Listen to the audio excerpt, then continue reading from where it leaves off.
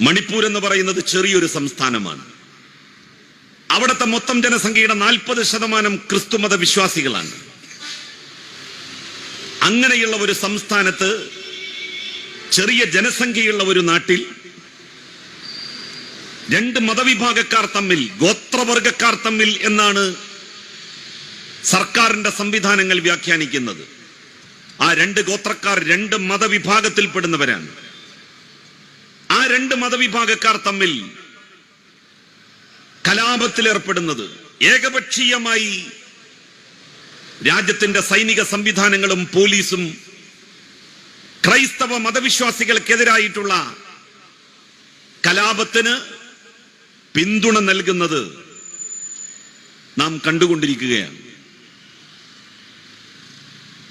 മണിപ്പൂരിൽ എന്തിനാണ് മനുഷ്യർക്കെതിരായി ഈ നരാധമത്വം സംഘടിപ്പിച്ചുകൊണ്ടിരിക്കുന്നത്?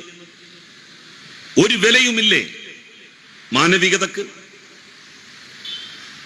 ഗുജറാത്തിലും മണിപ്പൂരിലും ഹരിയാനയിൽ മുസ്ലിങ്ങൾക്കെതിരായിട്ടാണ് കലാപം ആരംഭിച്ചിരിക്കുന്നത്.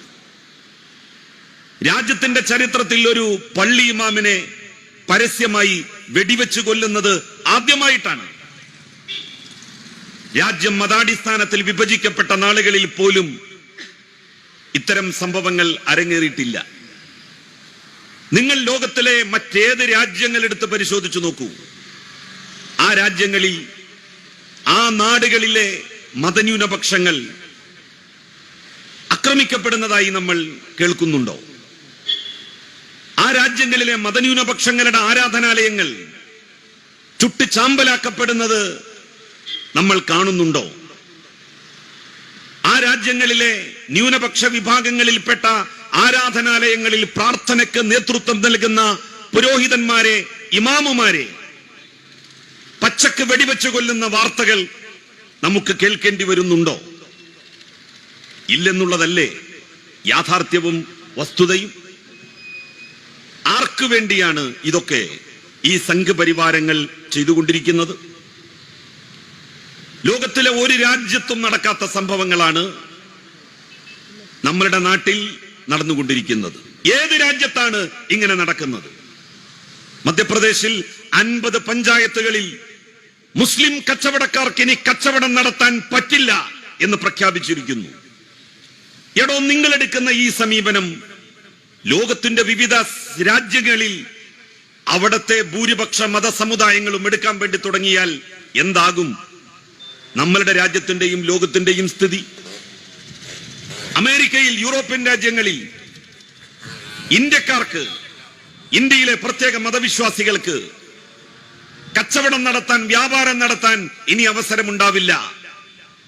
അവരെ ഇനി ഒരു കമ്പനിയും ജോലിക്കെടുക്കില്ല എന്ന് തീരുമാനിച്ചാൽ ഉണ്ടാകുന്ന പ്രത്യാഘാതത്തെ കുറിച്ച് ആലോചിച്ചു നോക്കിയിട്ടുണ്ടോ? ഇത്തരം ദുഷ്കൃത്യങ്ങൾക്ക് നേതൃത്വം നൽകുന്നവർ മധ്യപൗരസ്ത്യ അറേബ്യൻ നാടുകളിൽ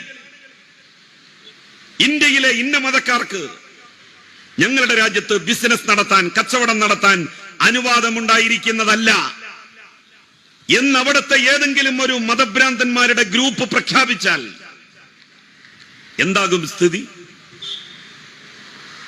ഈ ലോകത്ത് ഓരോ രാജ്യവും അവരവരുടെ മതക്കാർക്ക്, വിശ്വാസക്കാർക്ക് എന്നുള്ള നിലയിൽ ചിന്തിച്ചു തുടങ്ങിയാൽ പിന്നെ മനുഷ്യത്വവും മാനവികതയും എവിടെ?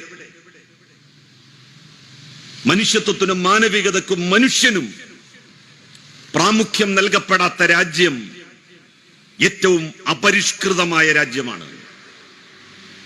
അങ്ങനെ ആയിരുന്നില്ലല്ലോ നമ്മളുടെ രാജ്യം. ഇന്ത്യ ബഹുസ്വര സംസ്കാരത്തിന്റെ കളിത്തൊട്ടിലാണ്. ലോകത്ത് എത്ര മതങ്ങളും വിശ്വാസങ്ങളും ഉണ്ടോ അവക്കൊക്കെ നമ്മളുടെ നാട് വേദിയൊരുക്കി. നമ്മളുടെ രാജ്യത്ത് എല്ലാ മതവിശ്വാസികളും സാഹോദര്യത്തോടെ ജീവിച്ചു.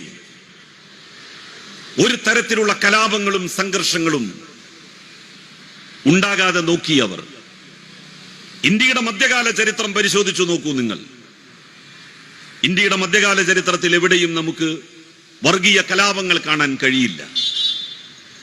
വ്യത്യസ്ത മതവിഭാഗങ്ങൾ തമ്മിലുള്ള സംഘർഷങ്ങൾ, അത് ആധുനിക കാലത്തിന്റെ ആരംഭത്തിന് ശേഷം ബ്രിട്ടീഷുകാർ അവരെ രണ്ട് ചേരികളിലാക്കി നിർത്തി ഉണ്ടാക്കിയെടുത്തിട്ടുള്ളതാണ്.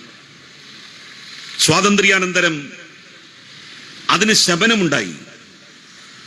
പക്ഷേ 2025 ഇന്ത്യയെ ഒരു മതരാഷ്ട്രമാക്കും, ഹിന്ദുരാഷ്ട്രമാക്കും എന്നാണ് സംഘപരിവാർ ശക്തികൾ പറയുന്നത്. 1925 നാഗ്പൂരിൽ വെച്ച് RSS രൂപീകൃതമാകുന്നത്. RSS രൂപീകരിച്ച് 100ാം വാർഷികം ആഘോഷിക്കുന്ന 2025 അഥവാ 2024 തെരഞ്ഞെടുപ്പിൽ BJP ആണ് അധികാരത്തിൽ വരുന്നതെങ്കിൽ എഴുതി വെച്ചോളൂ, ഇന്ത്യ ഒരു മതരാഷ്ട്രമായി മാറിക്കഴിഞ്ഞിരിക്കും. ഒരു തർക്കവും വേണ്ട. ഏക സിവിൽ കോഡ് കൊണ്ടുവരുമെന്ന് പറയുമ്പോ വലിയ ആശങ്കകൾ മതന്യൂനപക്ഷങ്ങൾ ഉയർത്തുന്നത്, ഗോത്രവർഗ സമൂഹങ്ങൾ ഉയർത്തുന്നത് എന്തുകൊണ്ടാണ്?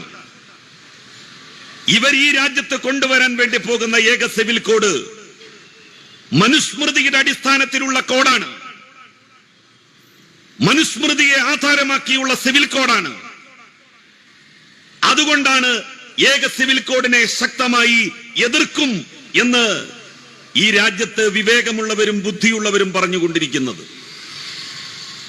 ഇന്ത്യയുടെ ഭരണഘടനയുടെ സ്ഥാനത്ത് മനുസ്മൃതിയെ പകരം വെക്കുവാനുള്ള നീക്കങ്ങളാണ് നടന്നുകൊണ്ടിരിക്കുന്നത്. ഇന്ത്യയുടെ ഭരണഘടന മതനിരപേക്ഷത ഉയർത്തിപ്പിടിക്കുന്ന ഭരണഘടനയാണ്. രാജ്യത്തിന്റെ ഭരണഘടന എങ്ങനെയാണ് ആരംഭിക്കേണ്ടത് എന്നുള്ളതിനെ സംബന്ധിച്ച് ഭരണഘടനാ നിർമ്മാണ സഭയിൽ, കോൺസ്റ്റിറ്റ്യൂന്റ് അസംബ്ലിയിൽ ചൂടേറിയ വാഗ്വാദങ്ങൾ നടന്നു. ഒരു സംഘം ആളുകൾ പറഞ്ഞു, ഇന്ത്യൻ ഭരണഘടന ആരംഭിക്കേണ്ടത് in the name of God, ദൈവത്തിന്റെ നാമത്തിൽ എന്ന് പറഞ്ഞുകൊണ്ടാണ്.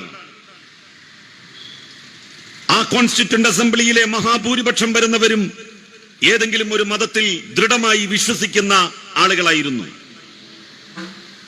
പക്ഷെ അത് വോട്ടിനിട്ടു ആ നിർദ്ദേശം. കോൺസ്റ്റിറ്റ്യൂന്റ് അസംബ്ലിയിലെ മതവിശ്വാസികളായ ഭൂരിപക്ഷം വരുന്ന അവർ ഹിന്ദുക്കളും മുസ്ലിങ്ങളും ക്രൈസ്തവരും പാർസികളും സിഖുകാരും ആയിട്ടുള്ളവർ അതിനെ വോട്ടിനിട്ട് പരാജയപ്പെടുത്തി. ഒരിക്കലും in the name of God, ദൈവനാമത്തിൽ എന്ന് പറഞ്ഞുകൊണ്ട് ഇന്ത്യൻ ഭരണഘടന ആരംഭിക്കരുത്. അങ്ങനെ ആരംഭിച്ചാൽ നാളെ ഉയരാൻ വേണ്ടി പോകുന്ന ചോദ്യം, ഏത് ദൈവത്തിന്റെ നാമത്തിൽ? ഇന്ത്യയിലെ ഭൂരിപക്ഷ മതസമുദായം പറയും ഞങ്ങളുടെ ദൈവത്തിന്റെ നാമത്തിൽ എന്നുള്ളത് കൊണ്ടാണ് വിവക്ഷ. അതാണ് ആ വാക്കിന്റെ അർത്ഥം. മറ്റുള്ള മതക്കാര് അതിനെ എതിർത്തുകൊണ്ട് പറയും, അല്ല, ഞങ്ങൾ ഏതൊരു ദൈവത്തെ കുറിച്ചാണോ പറയുന്നത് ആ ദൈവത്തിന്റെ നാമത്തിൽ എന്നുള്ള വാക്കാണ് ഇന്ത്യൻ ഭരണഘടനയിൽ ഉപയോഗിച്ചിരിക്കുന്നത്.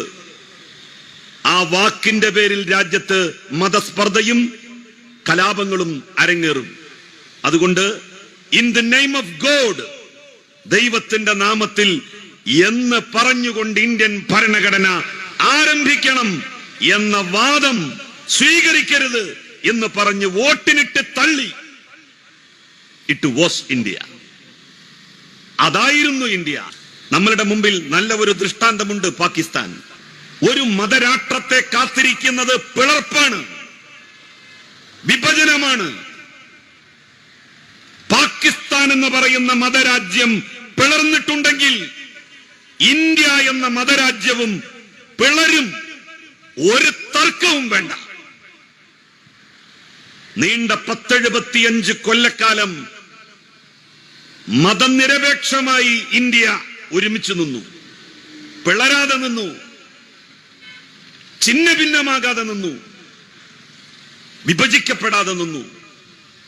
എന്നാൽ ഒരു മതരാഷ്ട്രമായാൽ ഒരു പതിറ്റാണ്ട് പോലും ഇന്ത്യയുടെ ഐക്യം നിലനിർത്തി മുന്നോട്ട് പോകാൻ നമ്മളുടെ രാജ്യത്തിന് കഴിയില്ല.